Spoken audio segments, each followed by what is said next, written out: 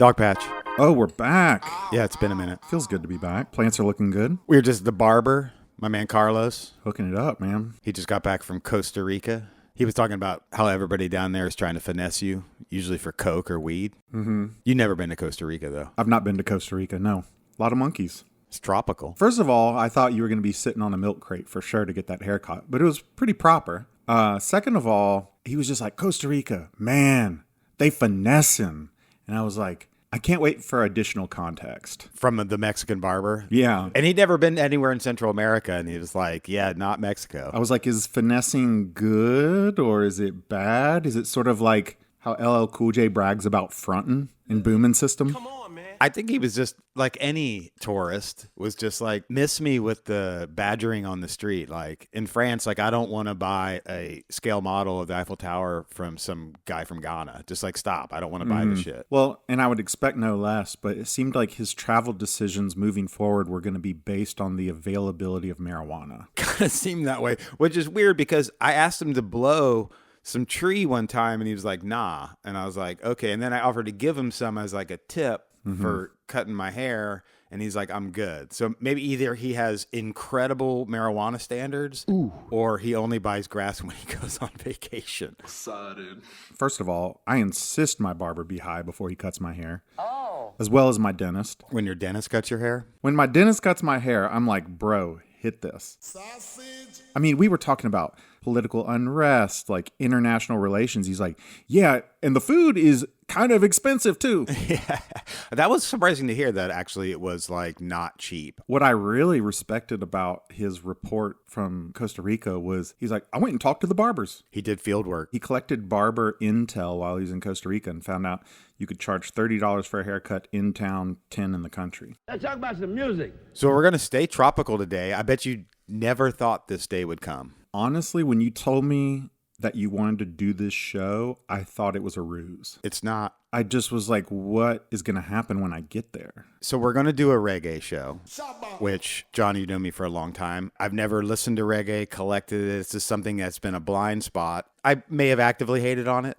but you know what? I'm going to come to your defense here because I've never heard you hate on reggae. And if you were going to hate on reggae, I imagine you would have done it to me because of my time in Jamaica and my love for reggae. I would just say you didn't rate it necessarily. Mainly through lack of exposure. Like, there's a lot of reggae. A lot of different kinds of what is called reggae, different sounds altogether. A mento or ska record doesn't sound anything like a late 70s roots record for all intents and purposes. But I got a collection recently that was entirely 60s rocksteady. I went down a deep hole, listened to hundreds and hundreds of records, some of it fucking amazing, some of it awful. When rocksteady is bad, it is Carnival Cruise Line's Straight to the Dome. It sucks so bad. But today, what we're going to listen to reggae-wise are entirely dub records, 45s, that I taped when our guy Asaf Siegel came out here and bought two really big reggae collections from two different collectors. One guy named Tony, and the other from a guy who has perhaps the most Jamaican name of all time. His name was Barrington Black. So Asaf was spending several days at each of these houses getting all this shit out of the basement or whatever. And I told him, I was like, hey, bring all the singles upstairs and let me listen to this crap. So I recorded a whole bunch of stuff from these two loads, stuff I thought I would listen to. And I ended up listening to this stuff a lot. I didn't write any of the artist or track names down, which proved to be not that difficult. But earlier we had to Shazam the stuff I taped. So we were able to ID all this stuff. But it was just, I didn't really care. I just wanted the sound. And it's funny you mentioned that time Asaf came to town because even then, and I think that's 10 years ago at this point, I said, what are you up to while Asaf is in town? You said, well, he's out running around. I'm just here dubbing reggae tunes. Dubbing dub? And I was just like, I'm going to let it go. Like, I'm not going to make a big deal out of it. But when you said we were going to do a reggae show, I was like, is this about Asaf staying here 10 years ago? Like, it was like, there can only be one explanation. And I'm glad that I arrived at it. And as we mentioned in our episode by the same name, brothers were listening to a lot of Curtis down there in the islands. The 60s shit is for sure. By the 70s, it's just an open playing field. It's really, really incredible. And then, once you get King Tubby just reinventing everything there is about the music coming out of there, then it just goes into a realm that becomes fascinating, particularly because it's kind of the bones of most of the music that we like, at least hip hop and things that are sample based and stuff. It kind of is that. Well, and if you watch Tubby or you watch Scientist or any of these guys in the studios in the 70s, I mean, they're playing the mixing board. Without a doubt. In fact, I thought about this. I wonder if they rehearsed it. Because a lot of this stuff is on the fly, and somebody like Tubby had a proprietary console that he built, and probably only he knew how to use it. I wonder if they rehearsed it, like went through it a couple of times, maybe made some either mental notes or jotted on a pad, like, okay, I want the guitar to end here and the hi-hats to do this. The performative element of this art of dub is really remarkable. And again, I am late to this. There's dudes that have already dedicated their entire life to this genre, and I'm not mad at him. What's up, bro? What's up, bro? What's up, bro? So we'll begin. Again, this could be a classic. This could be played out, as far as I know, in the deep dub community. But this is Million Dub, which is King Tubby remixing Augustus Pablo.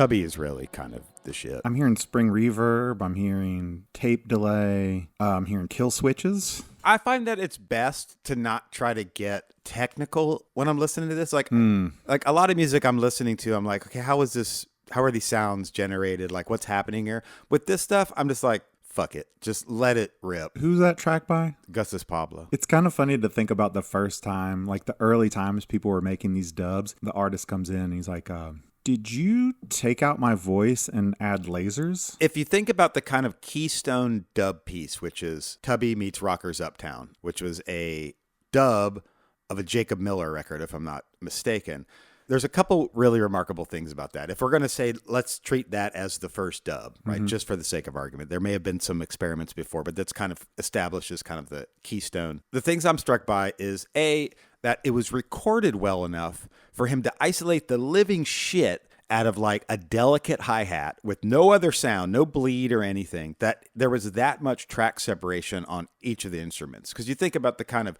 studio scene in Jamaica, and the imagination leads you to it's like a bunch of dudes like blowing chalice, jamming, not like get behind this plexiglass board so I could absolutely isolate your, hi-hat or whatever. I like to think about that happening in a sort of Jamaican adaptation of Back to the Future. And like Martin McFly is sort of like, maybe you're not ready for that. But your kids will love it. The pines are the tower. The other thing I'm struck by, too, is so Jacob Miller turns in a great song, and then Tubby remixes it. And by simply putting delay on the drums to create triplets, that becomes a rhythm that dudes then play in real life. It becomes the rocker's rhythm. That's incredible. It's having the Amen Brother break, and then drummers just being like, we'll just play break beats. I was telling you that I've been watching Miami Vice from the beginning. And the one thing about Miami Vice, it was the first television show that synced real music. It wasn't library or just generic stuff. They have, Phil Collins, whatever. Pizza. Season 1, episode 3. There's always Jamaicans on these shows. First scene of the episode, some dreads in a van, and coming out of the stereo of the van is Tubby meets Rockers Uptown. So whoever was doing the syncs was like, this can't just be some generic reggae. We need some fucking raw shit. See, now you bring up something that, for me, is sort of an elephant in the room. Dante, you graduated high school in Miami. You didn't listen to reggae? At the time, I suffered reggae because I just wanted to listen to hip-hop. I was like, give me fucking Rakim, Das FX, whatever. An early girlfriend was a Jamaican girl. But I would go to parties with her that were just strictly Jamaican dudes. Definitely the only honky in that room or whatever. And at that time, it was all like dance hall and kind of proto-reggaeton stuff, which I was like, kill me now. Kill me on the spot. Yeah, you're not going to any like roots bashes. We didn't go to Nyabingi parties. It was just dance hall for the most part. And what was happening, it was also like Supercat and all that. So I could suffer a little bit of that because I'm like, okay, they're sampling Black Caesar soundtrack. The Dante Dada. Japan. Super into reggae in Japan. Super into the whole thing. They love reggae in Japan. I went to Jamaica. Get your hair braided? I went to Jamaica in my early 20s, and I remember talking to a guy who said, there's guys who come over from Japan to buy records who don't speak English but speak patois. Also in Japan, they have head shops. So it's like you can go in there and get a 3-foot bong, the Bob Marley Kaya poster, a drug rug, whatever else you want, except the thing that makes it all go. What are you going to put in those rolling papers? It's strictly lifestyle. And it's super hilarious to think about some dudes dreaded out, listening to like Legalize It, and then just hitting like an empty bong. No water, no weed, just butane through plastic. Wagwan, Jamaica. One of my reservations about reggae and my inability to kind of deal with it for the majority of my life was I found that the reggae that I think is really boring and samey and just kind of like good, just reminds me of a dude with a resin ball hitting a pipe in some dorm, is roots reggae, which can be very good, a song or two at a time, but like an entire evening or an afternoon or however long you have to spend at your dope dealer's house playing NES with them. I feel like it can be said for a lot of genres of music that sometimes the stuff in the middle is the most forgettable. All right, listen to some more dub. This is Johnny Clark, Enter in the Gates.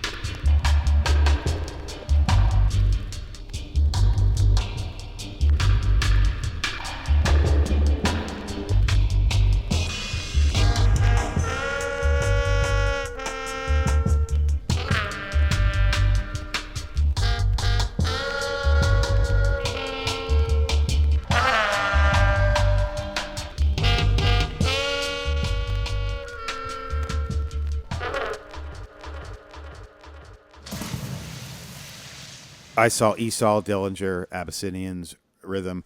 Back to that Johnny Clark Tubby dub. I love it when whatever the effects is, we're going to call it oxygen. They just remove all the oxygen from the room, all of the air, and the hi-hats just go like nitrous out hi-hats and then expand the hi-hat. I love it when they're fucking with the hi-hats. I knew that because I remember you teaching me that you could play music out of your iPhone and put the speaker part in your mouth and kind of walk it open like that. The mouth phaser. The mouth pass phaser was going to be something that you like in these tunes. I mean, the guy's not banging on that hi-hat. He's just keeping a little rhythm, and he, Tubby can just find it and then be like, okay, I'm just going to fuck with the hi-hats. Well, and to that point, the players are so good that he knows if he isolates just that hi-hat or just the kick drum, it's going to be on. On the macro, it's really crazy to think that this is distinctly an exercise, a practice that happened on one island. A very small island to that. And it really says something for the genre at the time that it was so industrious. They're turning out records at such a rate that you could just be this experimental. There was enough records coming out, you could put an instrumental, a dub on the flip, and everything was just going to keep on moving. It wasn't disruptive. It was just the new thing, and they were learning it as they went. Which makes it kind of hilarious, like, given the influence of dub and particularly on like impressionable white Europeans and Americans, that dudes, whatever, in the 80s, 90s, last night, they formed dub bands. And you're like, no, dub is something that happens after you make this bit of music. You can't consciously make dub. So you weren't checking out the Easy Star All Stars Radio Dread or Dub Side of the Moon? Live your life. I'm not hating. Jobless. That would be like I'm in a drum-a-pella band or like whatever post hip-hop shit, right? Yeah. I'm in a clean radio edit band. You have to sing back masks. Do you prefer a complete dropout, a beep, or like a swarm of bees like Wu-Tang would do? I prefer a re-recording of the vocal with different words. Really? But let me tell you something interesting. The last time I was in Jamaica, the second to last time I was in Jamaica, yeah. How many fucking times have you been to Jamaica? Been to Jamaica maybe close to 12 times. No shit? Yeah, I've been there a lot. Wow. The second to last that time explains the Haile Selassie tattoo, I guess. The Lion of Judah Backpiece. I know you'd been wanting to ask about it, but it's done? Yeah. Yeah, it looks great. We should set up a mirror behind me here so you can just stare at it. Just look at that. Yeah.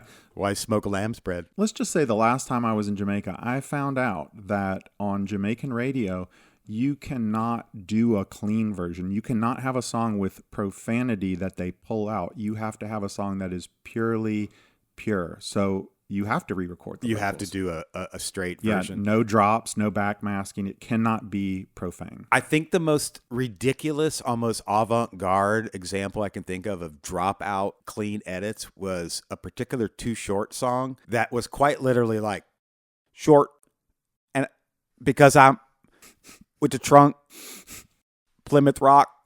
Like it was fucking psychedelic. I was like, what the fuck are we even listening to? Nicole Kidman. No, seriously, it was just like random half syllables of shit. And again, Too Short songs are always long as hell. So it was like 8 minutes of just like intermittent vocal shrapnel. When the song Ain't Nothing But a Word to Me comes on, it's Too Short and Ice Cube rapping incredibly explicit lyrics. They beep every one to the point where at the very end of the song ends with a long beep that they fade out. So it becomes an exercise in Morse code. Maybe in Morse code, it's like, what's my name? BH. So we're going to push forward into some more dub, listen to 2 Jaja Children joints, and we'll talk about them.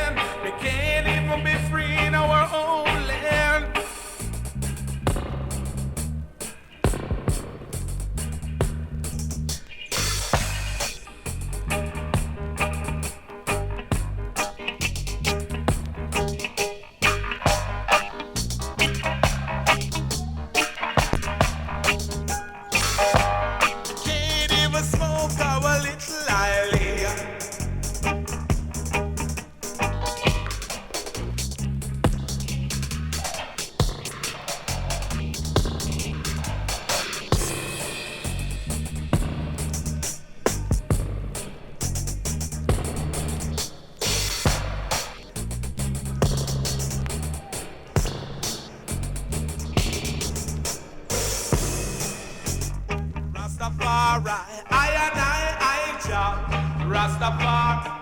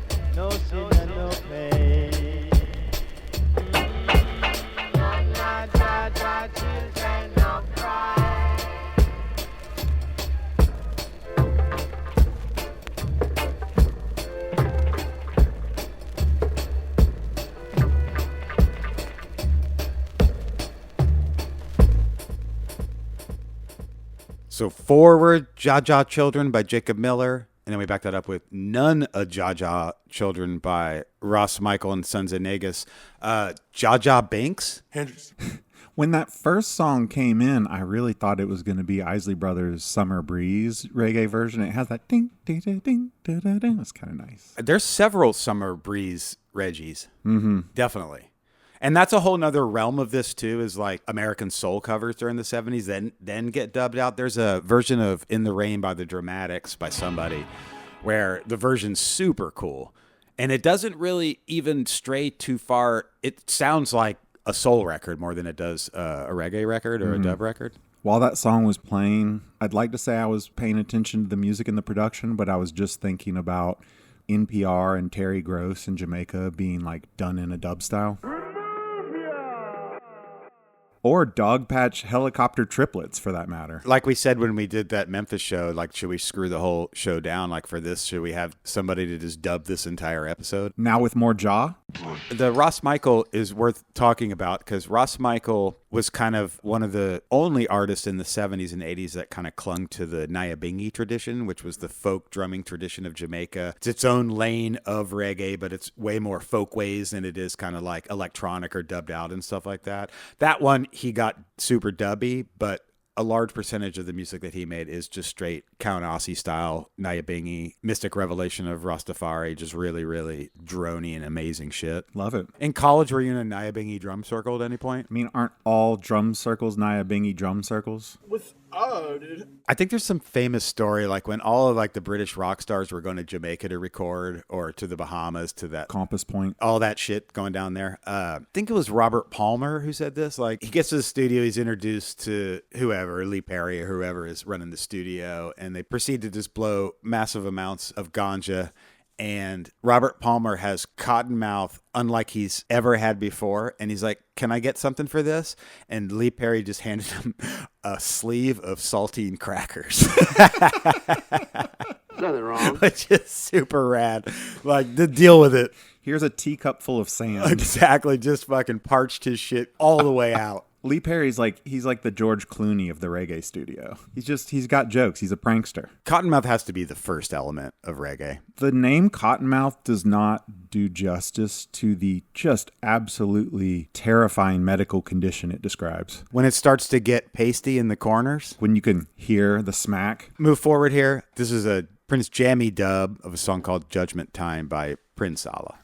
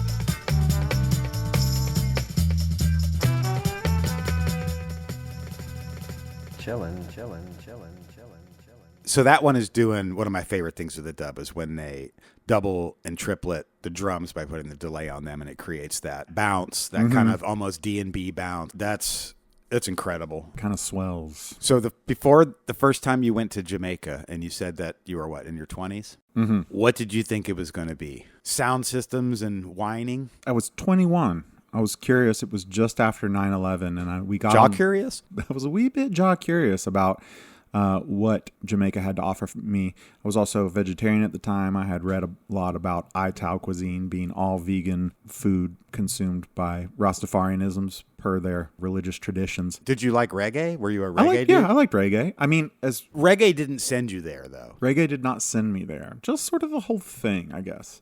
But yeah, we get on the bus, and this guy's like, he's like, it's 9/11, George Bush, this is a third world country. He gets us like all kind of shook.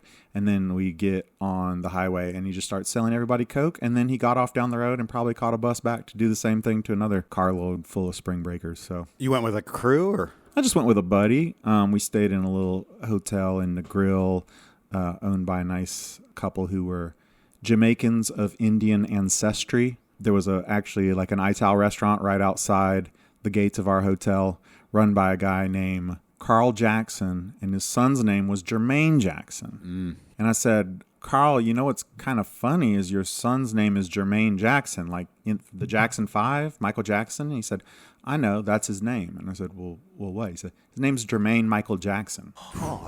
Interesting, that kind of ethnic makeup of Jamaica itself, because there's straight up white Jamaicans, like colonialists that have been there for 2 million years. There's Indians from India, and there's a lot of Chinese. And the Chinese have been really fundamental in the reggae music industry, the Chinese Jamaicans. But more importantly, and I learned this when I was researching that Rocksteady collection, that 60 stuff, is kind of the most banging market watch Rocksteady, and ska is on a label called Top Deck. It's about 15 singles, and it was run by a Chinese guy named Justin Yap. And Yap is a really common name amongst reggae industry guys if you start to look at the fine print. But in any case, the music was so good coming out of Yap Studio and being issued on Top Deck solely because he was the only engineer in Kingston at the time that let the dudes smoke weed in the studio. Interesting. If you listen to those records, they're all the most ferocious ska and early rocksteady records there are. So shout out to the Chinese in Jamaica. I don't know if we'd be doing this show if it weren't for the most legendary white Jamaican of all time, Chris Blackwell, who pretty much broke this stuff wide open to hippies. He did. He was the kind of conduit that put this music all over the world. And it's also really interesting just how many like savage, legendary benchmark reggae records didn't even come out in Jamaica. They came out on UK Island or some UK label and were imported in Jamaica. There might be some blanks or something like that, but by and large, the main issue was strictly UK. I think, honestly, the Jamaican expatriate community kind of helped build scenes for this music all over the world that then amplified what was coming out of Jamaica. So it's also crazy to think that there's only 2.8 million people on the island. Like, if I'm not mistaken, I think there's nearly as many Jamaicans that live in Florida, like in Lauderhill and Hollywood, and close to the same amount that live in the tri-state area in New York, Connecticut, New Jersey kind of thing.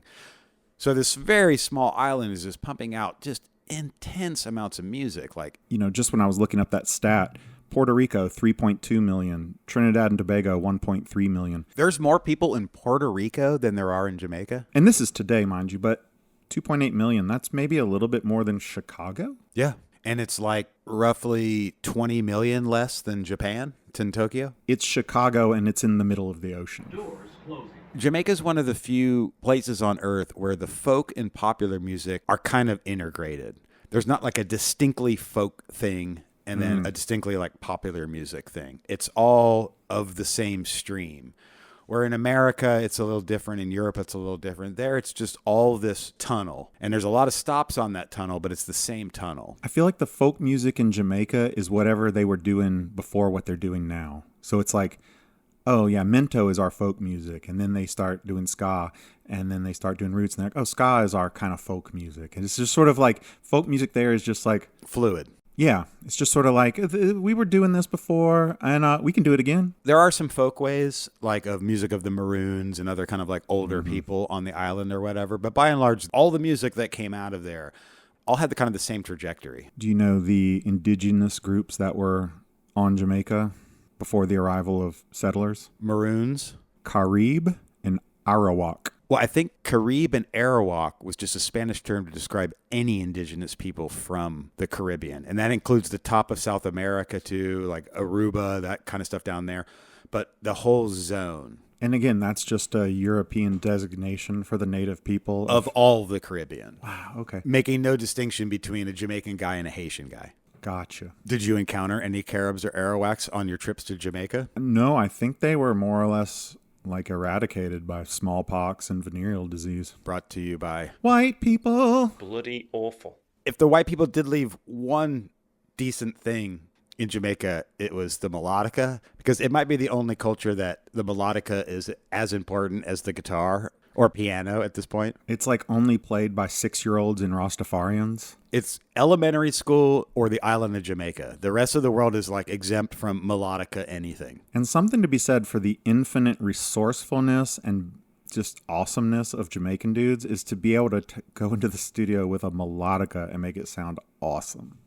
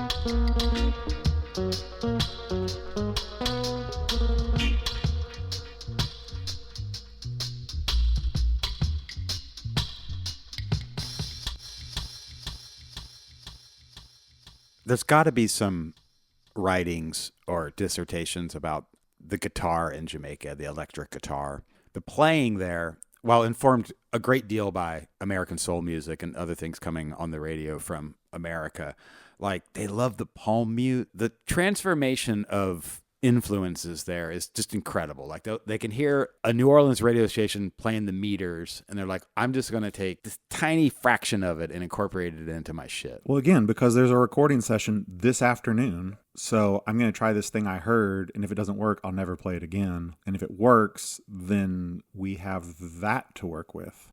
To my point about Jamaican guitar players, like the average guy is not going to be able to name one. Sure, like Ernest Ranglin and people like us that follow music, we've heard some names before, but you never hear like, who's the greatest guitar player to ever come out of Jamaica? You know what I mean? And every other country's got the guy. Chauncey Braithwaite? Compton Fairweather.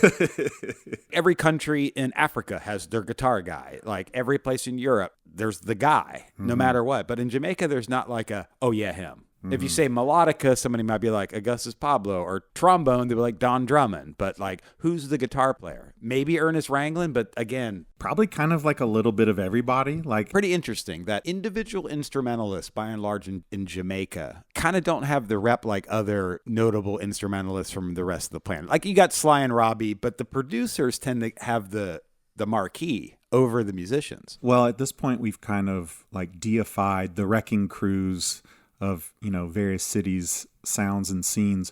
But I'm like, you know, all right, Hitsville, take the air conditioner out of there and now go toe to toe with these boys in Jamaica. Like mosquitoes, Cottonmouth, hotter than fuck. Iguanas. Yeah, play uptight. I think the presence of lizards around his studio, highly underrated. All you guys out there trying to make it, get your lizard game up. We said we weren't going to talk about it, but there's a whole nother avenue we could go down in regards to just other people that aren't Jamaicans making quote unquote reggae music, making music that sounds like reggae. I mean, college town reggae. 75th wave ska. I would rather see the honkiest honky up there trying to rap like Benny the Butcher than I would a dude up there trying to play reggae. Oh. Trying to praise Selassie. The prevalence of shitty reggae in the world was another one of the hurdles for me. Yeah. Has there been any really big, recent, just pure reggae joints that have hit globally? That's not reggaeton or any of the stuff that came out of it. Has there been any like straight Reggie? Welcome to Jamrock by Damian Marley. It's 20 years ago at this point. Straight reggae? It didn't have like a hip hop beat or any of the shit. And I believe it was an Ini Kamoze sample. All right. Here does come the hot stepper. But reggae being a niche genre, like a reggae section is usually one of the smaller sections at a record store, similar to something like bluegrass. Every 5 years, there's a bluegrass revival of some kind, a new star. But like straight reggae, like... You know what? I'm going to have to say no. I mean, not since like... Do I smell a revival? I would imagine that the last reggae song to chart was featured in a movie. Hollywood. There's sort of been a perpetual mediocre reggae revival. Simmering below. I hate to say mediocre reggae because it's almost like, you know, Jamaica has moved on from reggae for the most part. I mean, reggae of today, a Wayne Wonder or somebody like that is playing something kind of new that doesn't even resemble the reggae we're listening to. So that people who are actually kind of these revival groups, of course that's going to be mediocre because in Jamaica, they're just still innovating. It's progressive. Yeah, they're still innovating. Okay, so this next thing is Run Revolution a Come by Hugh Mundell. Yeah, I love it.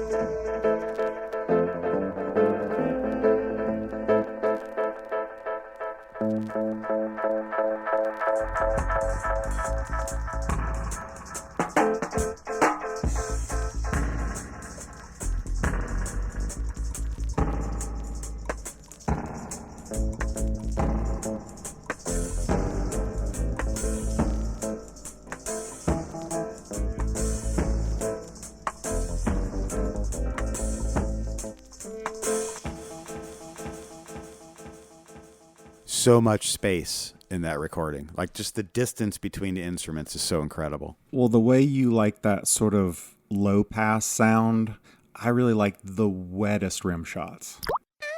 Did you have that poster of the busty chick getting out of the water with the Visit Jamaica t-shirt on? Interesting thing about that poster, that woman was from Trinidad. So this last thing we'll listen to is another King Tubby thing called Ziongate dub. Ziongate is a film company, a Jamaican film company. They produced Queer Eye. Queer Eye and I. Truly burnt. We listened to an hour of dub.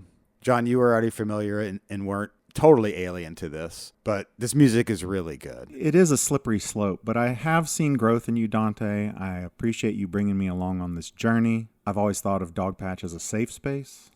And with that, I'm John Kirby. I'm Dante Carfagna. Legalize it. Don't criticize it.